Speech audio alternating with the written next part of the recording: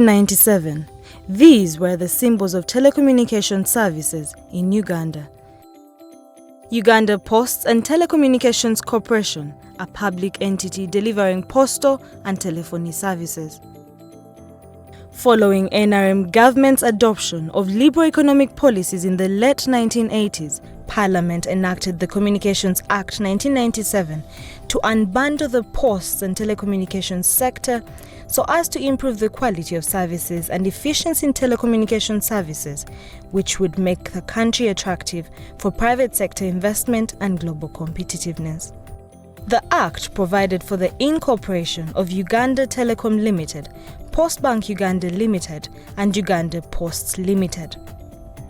Uganda Communications Commission was created as a self-accounting agency with a mandate to set communication standards, licensing operators, manage competition, and assign and monitor communication spectrum.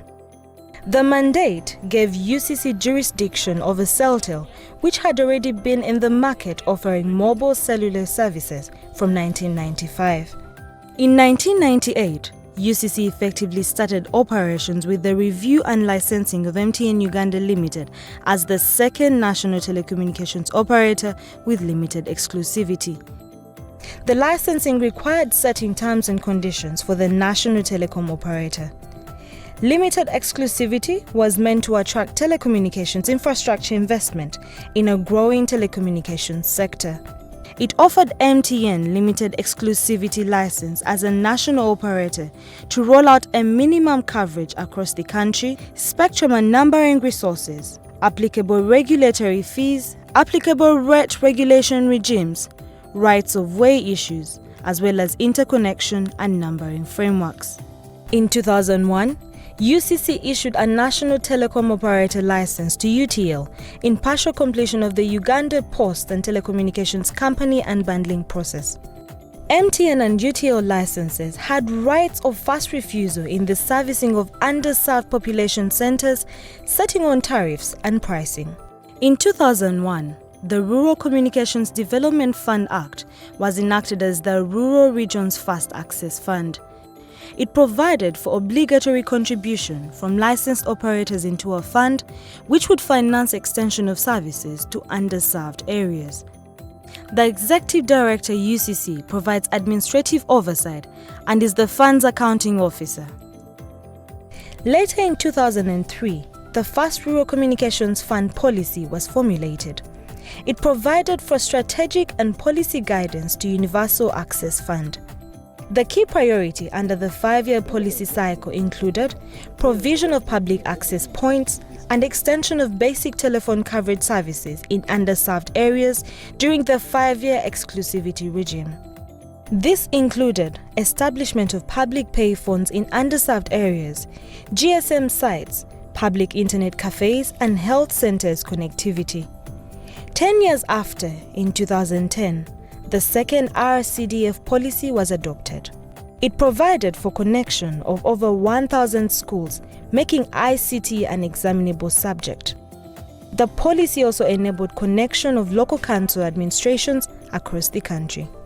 The emerging importance of wireless technologies in the early 2000s meant that effective management of radio spectrum became strategic priority for the Commission. As such, significant effort was dedicated towards staff skilling and the acquisition of technical equipment or infrastructure for the delivery of UCC's mandate in frequency management. The Commission acquired a number of fixed and mobile monitoring tools to facilitate the planning, management, and monitoring of the use of radio spectrum. The FRMS are operated remotely with the main control center at UCC House in Bugolobi, allowing the UCC to remotely collect and analyze spectrum usage and occupancy data as well as undertake direction finding measurements. Later in 2012, increase in number of radio and TV broadcasters as well as wireless signal coverage necessitated the acquisition of new fixed remote monitoring stations in Gulu and Barara to reinforce the Commission's radio spectrum monitoring effort. Uganda has been privileged to serve on global ICT bodies like the International Telecommunications Union Governing Council, to which it was elected in 2002 to 2006 cycle in Marrakesh, Morocco. 8 years later, in 2014, Uganda was again elected to serve on the same council in Dubai, United Arab Emirates. It gave an opportunity to participate in global innovation leadership, like crafting new agenda for emergent fields like fintech, artificial intelligence and smart cities, among others. As the period of exclusivity was coming to an end, in 2005, a number of regulations were put in place to manage fair competition, regulate interconnection fees, tariff and accounting, as well as numbering. In 2006, the sector was recognized as a key pillar of functioning liberalized sector. It was accorded full ministry status in line with the Commission's statutory mandate to administer national numbering and electronic addressing plans. UCC changed the significant number length from 8 to 9 digits, increasing the numbers available for use by a single network from 1 to 10 million. This was done to accommodate new demand for numbering resources by new entrants and the need to align Uganda's national numbering plan with international numbering regimes. Later in 2012, the Commission issued guidelines on content services and application so as to protect consumer interests in texting and multimedia messaging. In 2006, UCC issued short code guidelines to harmonize codes across operators for services like emergency calls, customer helplines, among others. By 2007, UCC embarked on aligning quality of service standards and parameters in the growing market of new wireless technologies. The Commission acquired technical equipment and developed a set of technical end-user indicators and targets for the industry, such as call drop rates, average success rates, call block rate billing accuracy, service positioning timelines, and complaint redress timelines. In 2006, UCC opened up new bands and redesigned incumbent spectrum bands to promote competitive new entry and optimal spectrum usage. This move opened up the airwaves that brought in new entrants such as Hits, Smile and Worried Telecoms. At the end of 2009, UCC unveiled a new home, a 6th-floor office block at Bugolobi.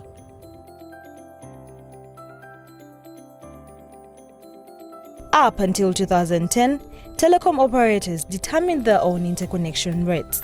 In order to protect consumers from arbitrary charging of interconnection fees and operators' abuse of incumbent power, UCC issued the industry's first interconnection rate of 131 shillings. This rate has since dropped to 65 shillings. In a move to support and encourage innovationists in ICT, in 2010, UCC launched the first industry's annual communications awards, ACIA. The inaugural event attracted over 60 participants, showcasing a range of applications in health, academia, logistics, and agriculture, among others. The awards, that ran for 7 years, was subsequently adopted by the National ICT Incubation Program under the Ministry of ICT. In January 2012, UCC completed outstanding financial obligations for Communications House at Plot 1, Colville Street.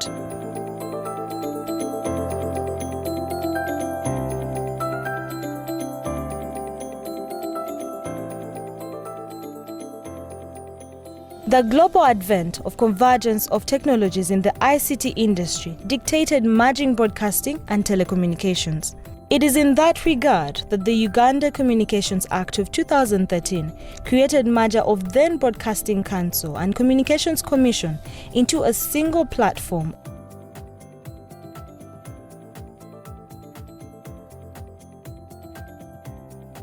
To harness the potential of the rapidly growing creative industry, UCC launched the Uganda Film Festival in 2013. The annual festival is a week-long celebration of the local creative industry, which includes expert training in cinematography, content distribution, and public screening, climaxing into an awards gala.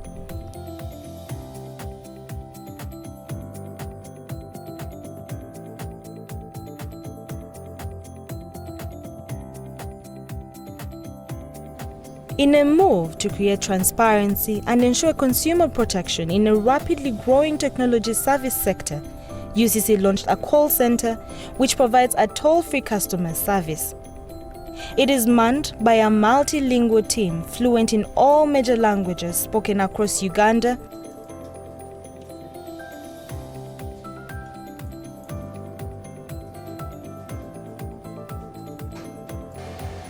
Growth in the radio and television broadcast sector necessitated transition from analog to digital monitoring. UCC acquired and installed a digital logger to provide real-time recording capacity and content storage for 100 FM stations and 20 television stations. This provides a point of reference in broadcast compliancy.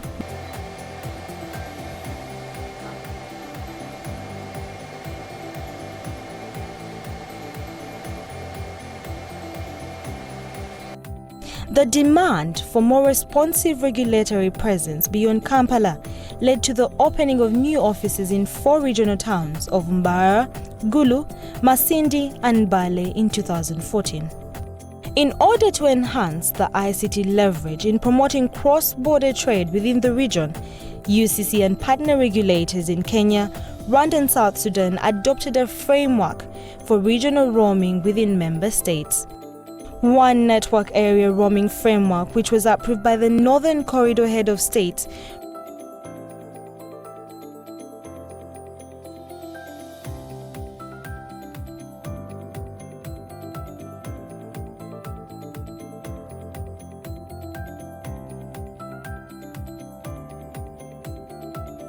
in 2015, following a series of consultation with stakeholders in the broadcast industry, UCC developed new operating procedures and guidelines for coverage of live events.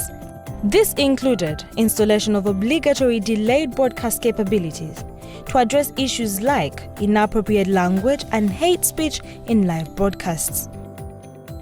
2014 saw the inauguration of consumer public engagements dubbed the Communications Consumer Parliament. The forum provides an opportunity for the consumer and advocacy groups to demand accountability from the regulator and service providers about the quality of service.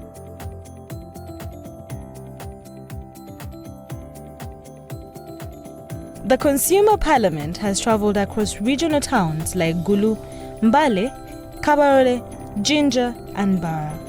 In 2015, with support from ITU, UCC established the Computer Emergency Response Team, CERT. The CERT is aimed at enhancing sector capacity to identify and respond to cyber threats in the sector. The emergence of fintech like mobile money created a need for a collaborated regulatory regime. The Commission sought to realign its strategic partnership with the Central Bank and has since formalized this relationship through a Memorandum of Understanding. The Memorandum of Understanding guidance on the treatment of cross-jurisdictional issues of mobile financial services like licensing, competition, network security, identification, and interoperability, among others. In 2017, Parliament amended the Uganda Communications Act 2013. It provided the minister responsible for communications some degree of flexibility with respect to the passing of sector regulations. These regulatory interventions have resulted into the following market and industry gains. Growth in mobile and fixed subscription from less than 50,000 active lines in 1996 to 24 million in 2018. Improvements in SIM card registration and digital KYC. Attraction to global brands. 99% FM signal coverage, more than 200 licensed FM stations. Completion of analog to digital migration. Over 40 free-to-air TV channels. More than 90% population coverage with basic cellular network signal. Over 22 million mobile money accounts. A network of more than 160 agents. Consistent drops in end-user communication tariffs over the last 15 years.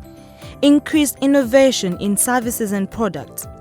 To date, MNOs provide diversified portfolios in voice, data, mobile money, and value-added services.